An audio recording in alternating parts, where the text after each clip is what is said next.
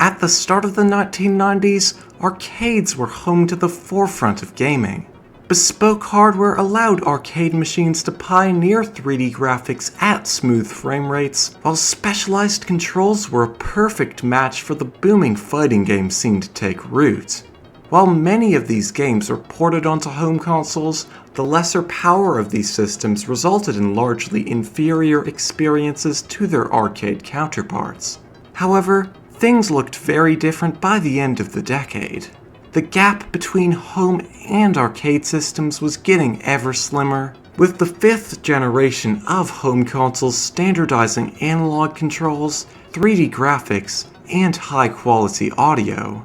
With this in mind, arcade market leaders such as Namco and Sega were beginning to base their arcade hardware on these consoles in order to streamline development of home conversions. As a result of this shift in development, the late 90s saw some of the best arcade ports of all time. It was no longer acceptable to just release a cut-down version of an arcade game, with the new standard being near-perfect adaptations of Tekken 3, Crazy Taxi, Soul Calibur, and Dead or Alive 2. However, Namco and Sega weren't the only companies in the arcade market, with another big name in the field being that of Midway Games. Starting the decade off strong with the runaway success of Mortal Kombat, the company had capitalized on their newfound presence by entering into a partnership with Nintendo. This partnership not only allowed Midway to develop arcade games using the then unreleased Nintendo 64's hardware, but also saw the company publish a litany of both arcade ports and original titles for the console, becoming the system's most prolific third-party supporter. By 1998, however, Midway's fortunes were starting to slow. Despite their success as both a developer and a publisher for the N64, the system was already becoming long in the tooth, with the cartridge's limited storage proving to be its biggest Achilles heel.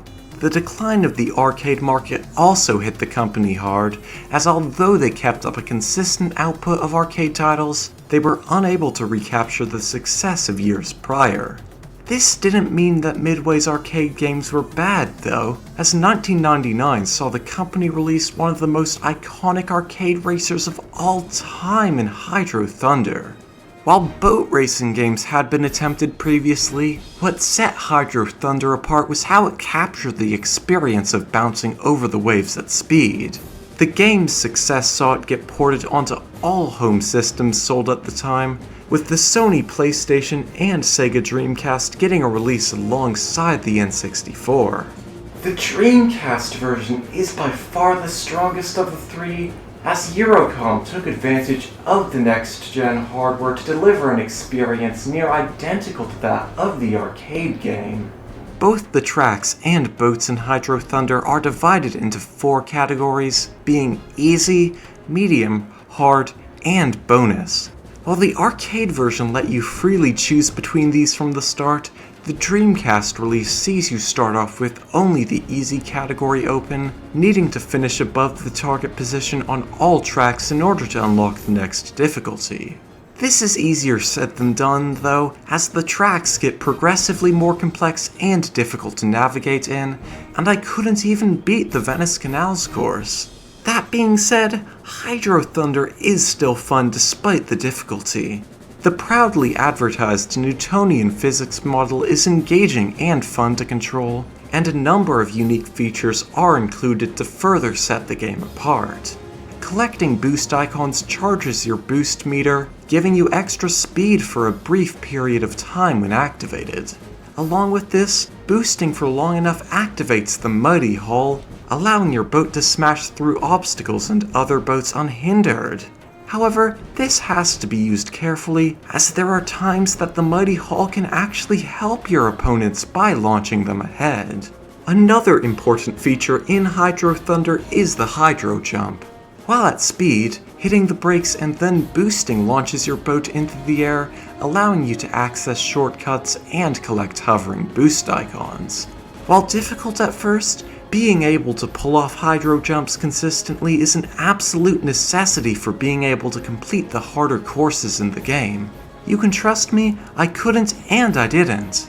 As well as this, the game also not only supports the rumble pack, but allows you to adjust the levels of vibration for things such as boosting and collisions. After the whole Vector Man debacle, I've decided to commit myself to a life of all sliders to the right, no questions asked. Although the gameplay in Hydro Thunder is undoubtedly great, the presentation department is where it somewhat falls short. The first big issue is visible right away when you start the game. This might be the worst start screen I've ever seen, with the hastily slapped on Dreamcast banner in the middle and the Eurocom logo in the top right. What is with the Eurocom logo anyways? It looks like something that would pop up on your TV when you accidentally change the input instead of the volume. Moving on to the menu, things don't get much better. First of all, you have to manually save your game. This is a 6th generation game with no autosave, there's absolutely no excuse. I lost 2 hours of progress from this, and that's not even the worst part. The next day, I wasted 2 more hours progressing through the easy and medium difficulties because I thought I'd forgotten to save, but it turns out you need to manually load your game as well. I'm not going to dig into how the menus themselves look, given that it is a game from 1999, but what I will dig into is their load times. That's right, you have to wait at least 5 seconds after selecting something before the menu actually loads. Why is this even an issue? I don't know. Who thought it was a good idea to load 9 FMVs every time you get to the boat selection screen? Speaking of the boat selection screen, it doesn't even display the stats for each boat. The only place you'll find any information on each boat is in the manual.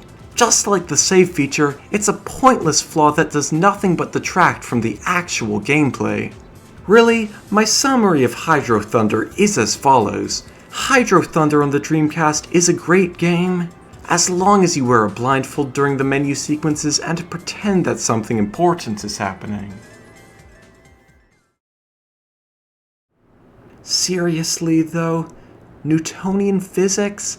That's like saying your game has visible graphics, or controllable controls.